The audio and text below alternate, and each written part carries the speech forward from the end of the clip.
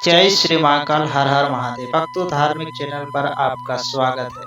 भक्तों, आज की कथा, यह कथा प्रेम, निष्ठा, दुख, सुख, त्याग और पुनर्मिलन की अद्भुत मिसाल है। भक्तों, राजा नल और दमयंती की प्रेम कथा। बहुत समय पहले निषाद देश में एक धर्मात्मा, तेजस्वी और पराक्रमी राजा राज्य करता था। उसका नाम था राजा नल। भक्तों, वह रथ संचालन और धर्म के पालन में निपुण था। उधर विदर्भ देश के राजा भीम की कन्या दमयंती अनुपम स्वरूपवती, चंद्रमुखी और बुद्धिमान और कुलीन थी। भक्तों, एक दिन राजा नल ने वन में शिकार करते समय एक स्वर्णपंखी हंस को पकड़ लिया, जो बोल सकता था। भक्तों, हंस बोला, हे राजा, मुझे छोड़ दो। मैं तुम्हारे प्रेम का संदेश विदर्भ देश की राजकुमारी दमयंती तक पहुंचाऊंगा। राजा को बात जम गई और नल ने हंस को छोड़ दिया और हंस उड़कर दमयंती के पास गया और नल की खूब प्रशंसा की, बहु बड़ी प्रशंसा की। दमयंती ने नल की प्रशंसा सुनकर बिना देखे ही राजा नल को अपने हृदय का स्वामी मान लिया, अपना देवता बना लिया। भक्तों, दमयंती के विवाह के लिए राजा भीम ने एक स्वयंवर की घोषणा की। यह खबर देखकर देवताओं तक पहुंची और इंद्र, अग्नि, यम और वरुण चारों देवता दमयंती से विवाह करने की इच्छा रखते थे। वे नल के पास आए और बोले, हे नल, तुम हम देवताओं की सहायता करो और दमयंती से हमारे विवाह के लिए बात करो।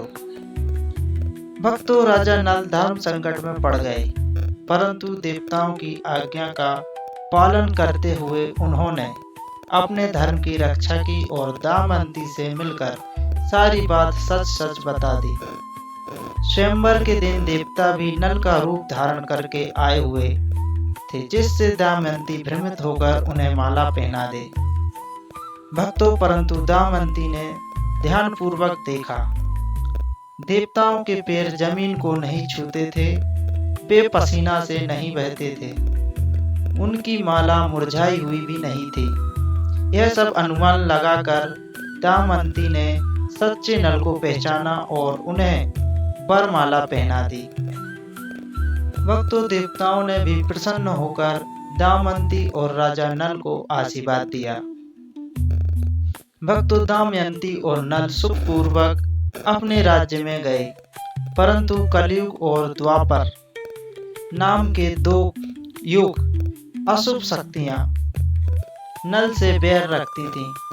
क्यों रखती थीं? क्योंकि उन्होंने दमयंती को अपने विवाह हेतु चुना था। इसीलिए कलयुग ने नल को जुए की लत लगा दी। राजा नल अपने चचेरे भाई पुष्कर के साथ जुआ खेलने लगे और धीरे धीरे उन्होंने सारा राज्य, धन, वस्त्र, घोड़े, सेना और अंत में सब कुछ हार दिया। भक्तों, राजा और रानी को अकेले वनवास पर जाना भी पड़ा। नंगे पांव, भूखे प्यासे दमयंती ने नल का हर सुख दुख में साथ निभाया। भक्तों, नल को यह लगने लगा कि वह अपनी पत्नी को इस दुख में और नहीं देख सकते। एक रात उन्होंने दमयंती को सोते समय अकेला छोड़कर वन में निकल पड़े। जब दमयंती की आंख खुली, दमयंती जागी तो उसने अपने आप को अकेला पाया। वह बिलखती रोती हुई जंगलों में भटकने लगी। उसे कई संकटों का सामना भी करना पड़ा। भक्तों, कभी शेरों से घबराती, तो कभी शेरों ने उसे घेरा, तो कभी जंगली लोगों ने धोखा दिया, पर वह बार बार अपने आत्मबल और बुद्धि से बचती रही। भक्तों, वह अंततः अपने पिता के पास विदर्भ लौट आई। उधर नल एक जंगल में नागराज करकट को बचाते हैं और करकोटक उन्हें कलयुग के प्रभाव से मुक्त होने का उपाय बताते हैं। और उन्हें अपना रूप बदलने का भी वरदान देते हैं। भक्तों, जब राजा नल अब बहुलक नाम से राजा ऋतुपर्ण के पास रथ सारथी बनकर नौकरी करने लगते हैं। राजा नल अपने भीतर सुख शांति से समय काटते हैं, परंतु दमयंती की याद उन्हें नहीं भूल पाती। दमयंती को जब यह ज्ञात होता है कि राजा ऋतुपर्ण के पास एक अद्भुत रथ संचालक है, तो उनसे एक योजना बनाई। उसने ऋतुपर्ण को फर्जी स्वयंवर के लिए न्योता भेजा और बुलवाया।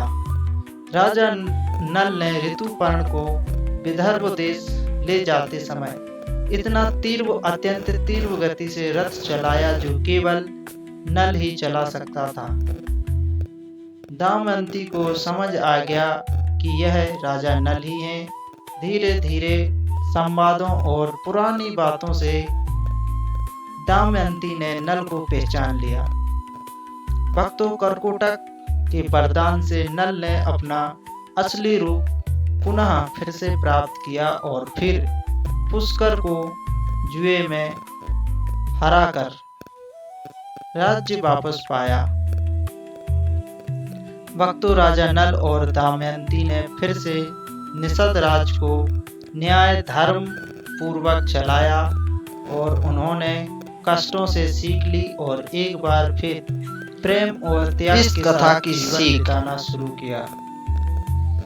दोस्तों, सच्चा प्रेम समय और परिस्थिति की परीक्षा में खरा उतरता है। समय और धैर्य और विवेक से सबसे बड़ा संकट भी समाप्त हो सकते हैं। धैर्य और विवेक से भाग्य चाहे जैसा हो, संकट भी समाप्त हो जाता है। सच्चाई, धर्म और प्रेम चाहे जैसा हो, हमेशा होती है। सच्चाई, धर्म और दोस्तों, प्रेम की इसी जीत उम्मीद के साथ हम हमेशा आपसे विदा चाहते हैं। अगर आपको हमारी कथा पसंद आई हो तो एक लाइक जरूर कर दीजिए। जय श्री महाकाल, हर हर महादेव।